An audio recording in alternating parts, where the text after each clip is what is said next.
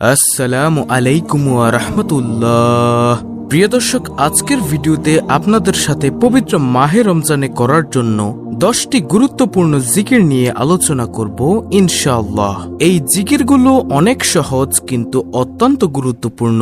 হয়তোবা আপনি জানেন না যে রমজান মাস ছাড়া অন্যান্য মাসগুলোতে আমরা যদি একটি নেকি করি তাহলে আল্লাহ তাআলা আমাদেরকে একটি নেকির বদলে 10টি নেকি দান করে থাকেন, কিন্তু পবিত্র মাহে রমজানে মহান রব্বুল আলামিন একটি নেকির বদলে 70টি নেকি দান করে থাকেন। সুবহানাল্লাহ। আল্লাহ রাব্বুল আলামিন তার জিকির করার জন্য মুমিনদের নির্দেশ দিয়েছেন। তিনি বলেছেন, হে মুমিনগণ, তোমরা বেশি বেশি আল্লাহর জিকির করো এবং সকাল সন্ধ্যায় তার পবিত্রতা ঘোষণা করো। সূরাতুল আহজাব আয়াত নম্বর 41 থেকে 42। জিকির বিমুখ ব্যক্তির পরিণতি খুবই ভয়াবহ। যারা আল্লাহর জিকির করে না, আল্লাহ তাআলা তাদের শাস্তির কথা ঘোষণা করেছেন। আল্লাহ তাআলা বলেন, যে ব্যক্তি আমার স্মরণে বিমুখ থাকবে অবশ্যই তার জীবনযাপন হবে সংকুচিত, তাকে কিয়ামতের দিন উঠাবো অন্ধ করে। নাউযুবিল্লাহ। সূরা তাহা আয়াত নম্বর 124। প্রিয় দর্শক, জিকিরকারী এবং জিকির থেকে বিমুখ এমন ব্যক্তিদের পার্থক্য বোঝাতে বিশ্বনবী সাল্লাল্লাহু আলাইহি ওয়াসাল্লাম ইরশাদ করেছেন। তিনি বলেন, যারা আল্লাহর জিকির করে এবং যারা করে না তাদের দৃষ্টান্ত হলো জীবিত ও মৃত ব্যক্তির মতো। সহিহ বুখারী শরীফের হাদিস। প্রিয় দর্শক, জিকিরের গুরুত্ব কতটুকু তা উল্লেখিত আয়াত ও হাদিস থেকেই অনুমান করা যায়। ভিন্ন ভিন্ন কালেমা সম্বলিত জিকিরের অনেক বর্ণনা রয়েছে হাদিস শরীফে। তার মধ্যে কিছু জিকির এমন যেগুলো পাঠ করা খুবই সহজ কিন্তু সওয়াব অফুরন্ত।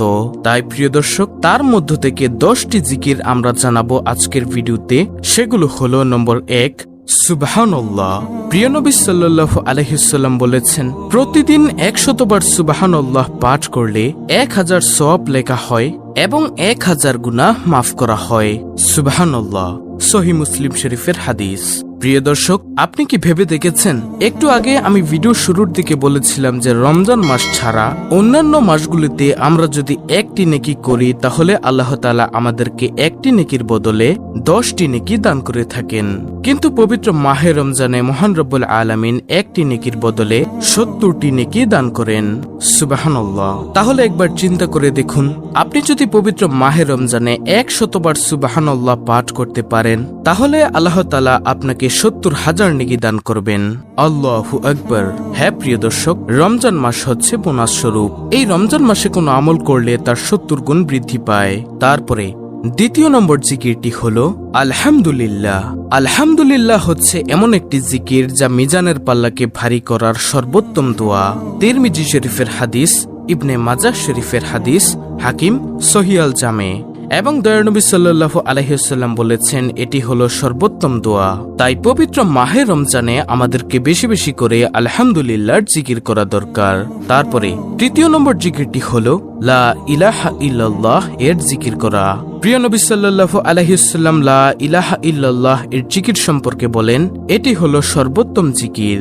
দলিল তিরমিজি শরীফের হাদিস, ইবনে মাজাহ শরীফের হাদিস, হাকিম সহিহ আল জামে শরীফের হাদিস। প্রিয় দর্শক, তাই আমাদের পবিত্র মাহে রমজানে লা ইলাহা ইল্লাল্লাহ এর জিকির বেশি বেশি করা দরকার। তারপরে চতুর্থ নম্বর জিকিরটি হলো সুবহানাল্লাহি ওয়ালহামদুলিল্লাহি ওয়ালা ইলাহা ইল্লাল্লাহু আল্লাহু আকবার। এই জিকিরগুলোকে প্রিয় নবী সাল্লাল্লাহু আলাইহি ওয়াসাল্লাম বলেছেন, পৃথিবীর সকল কিছুর চেয়ে রাসূল সাল্লাল্লাহু আলাইহি ওয়াসাল্লামের কাছে অধিক প্রিয় জিকির। সহিহ মুসলিম শরীফের হাদিস। অর্থাৎ এই জিকিরগুলোকে প্রিয় নবী সাল্লাল্লাহু আলাইহি ওয়াসাল্লামের কাছে অনেক প্রিয়। প্রিয় দর্শক, জিকিরটি আমি আপনাদেরকে আবারও বলে দিচ্ছি, সুবহানাল্লাহি ওয়ালহামদুলিল্লাহি ওয়ালা ইলাহা ইল্লাল্লাহু আল্লাহু আকবার। তারপরে পঞ্চম নম্বর জিকির সুবহানাল্লাহি ওয়া বিহামদিহি।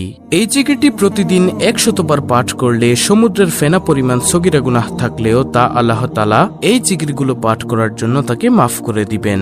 সুবহানাল্লাহ। সহিহ বুখারী শরীফের হাদিস, সহিহ মুসলিম শরীফের হাদিস। প্রিয় দর্শক, আর যদি আপনি এই জিকিরটি পবিত্র মাহে রমজানে পাঠ করতে পারেন তাহলে আল্লাহ তাআলা আপনাকে কত নেকি দান করবেন এবং কত গুনাহ মাফ করবেন তা আমাদের চিন্তার বাইরে। তাই আমরা সব সময় সুবহানাল্লাহি ওয়া বিহামদিহি এই জিকিরটি বেশি বেশি পাঠ করার চেষ্টা করব ইনশাআল্লাহ। তারপরে আজকের ভিডিওর 10টি জিকিরের মধ্যে 6ষ্ঠ নম্বর জিকিরটি হল সুবহানাল্লাহি ওয়া বিহামদিহি সুবহানাল্লাহিল আজিম। নবী করিম সাল্লাল্লাহু আলাইহি ওয়াসাল্লাম বলেছেন, সুবহানাল্লাহি ওয়া বিহামদিহি সুবহানাল্লাহিল আজিম এই কালেমাগুলো জিহ্বায় উচ্চারণে সহজ, কিন্তু মিজানের পাল্লায় ভারী এবং দয়াময় আল্লাহ তাআলার নিকট অধিক প্রিয়। সুবহানাল্লাহ। সহিহ বুখারী শরীফের হাদিস, সহিহ মুসলিম শরীফের হাদিস। প্রিয় দর্শক, কত সহজ জিকির সুবহানাল্লাহি ওয়া বিহামদিহি সুবহানাল্লাহিল আজিম, কিন্তু এই জিকিরগুলো কিয়ামতের দিন মিজানের পাল্লায় ভারী হবে এবং মহান আল্লাহ তাআলার কাছে জিকিরগুলো অনেক প্রিয়। তারপরে 7ম নম্বর জিকির সুবহানাল্লাহিল আজিম ওয়া বিহামদিহি। যে ব্যক্তি সুবহানাল্লাহিল আজিম ওয়া বিহামদিহি পাঠ করবে, প্রতিবারে জান্নাতে তার জন্য একটি করে খেজুর গাছ রোপণ করা হবে। সুবহানাল্লাহ। অর্থাৎ আপনি সুবহানাল্লাহিল আজিম ওয়া বিহামদিহি পাঠ করবেন, আল্লাহ তাআলা আপনার জন্য জান্নাতে একটি করে খেজুর গাছ রোপণ করবেন। সুবহানাল্লাহ। আর যদি পবিত্র মাহে রমজানে আপনি পাঠ করেন, তাহলে এই জিকিরের ফজিলত, এই জিকিরের গুরুত্ব, এই জিকিরের নেকি আরো অনেক গুণে বেড়ে যাবে। সুবহানাল্লাহ। তিরমিজি শরীফের হাদিস, হাকিম সহিহ আল জামে, সহিহ তিরমিজি শরীফের হাদিস। তারপরে 8ম নম্বর জিকির ও আমলটি হলো লা হাওলা ওয়ালা কুওয়াতা ইল্লা বিল্লাহ। প্রিয় নবী সাল্লাল্লাহু আলাইহি ওয়াসাল্লাম বলেন, লা হাওলা ওয়ালা কুওয়াতা ইল্লা বিল্লাহ হচ্ছে জান্নাতের গুপ্তধন সমূহের মধ্যে একটি গুপ্তধন। সুবহানাল্লাহ। সহিহ বুখারী শরীফের হাদিস, সহিহ মুসলিম শরীফের হাদিস। প্রিয় দর্শক, লা হাওলা ওয়ালা কুওয়াতা ইল্লা বিল্লাহ এই জিকিরটি এতই গুরুত্বপূর্ণ যে নবীজি সাল্লাল্লাহু আলাইহি ওয়াসাল্লাম এই জিকিরকে জান্নাতের গুপ্তধন সমূহের মধ্যে একটি গুপ্তধন বলেছেন।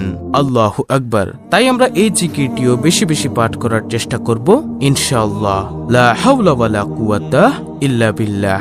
তারপরে 9ম নম্বর জিকিরটি দেখুন, সুবহানাল্লাহি ওয়ালহামদুলিল্লাহি ওয়ালা ইলাহা ইল্লাল্লাহু আল্লাহু আকবার ওয়ালা হাওলা ওয়ালা কুওয়াতা ইল্লা বিল্লাহ। রাসূলুল্লাহ সাল্লাল্লাহু আলাইহি ওয়াসাল্লাম ইরশাদ করেন, এই কালেমাগুলো হচ্ছে অবশিষ্ট নেকামল সমূহ। সুবহানাল্লাহ। আমি আবার বলছি, শুনুন, সুবহানাল্লাহি ওয়ালহামদুলিল্লাহি ওয়ালা ইলাহা ইল্লাল্লাহু আল্লাহু আকবার ওয়ালা হাওলা ওয়ালা কুওয়াতা ইল্লা বিল্লাহ। তারপরে 10ম নম্বর আমলটি দেখুন, নবীজি সাল্লাল্লাহু আলাইহি ওয়াসাল্লামের উপর দুরূদ পাঠ করা। এটা কোনো জিকির না, যে কোনো দুরূদ, যেমন দুরূদ ইব্রাহিম যেটা আমরা নামাজের বৈঠকে পাঠ করে থাকি, এবং সবচেয়ে ছোট দুরূদ যেটা সাল্লাল্লাহু আলাইহি ওয়াসাল্লাম, ইত্যাদি দুরূদ পাঠ করা। প্রিয় দর্শক, আজকের ভিডিওতে বর্ণিত জিকির ও দোয়া আমলগুলো অনেক সহজ এবং অত্যন্ত গুরুত্বপূর্ণ। পবিত্র মাহে রমজানে এর 70 গুণ বেশি সওয়াব। আমরা সকলেই চেষ্টা করব এই আমল, এই জিকিরগুলো করার জন্য। এই ছিল আমাদের আজকের ভিডিও।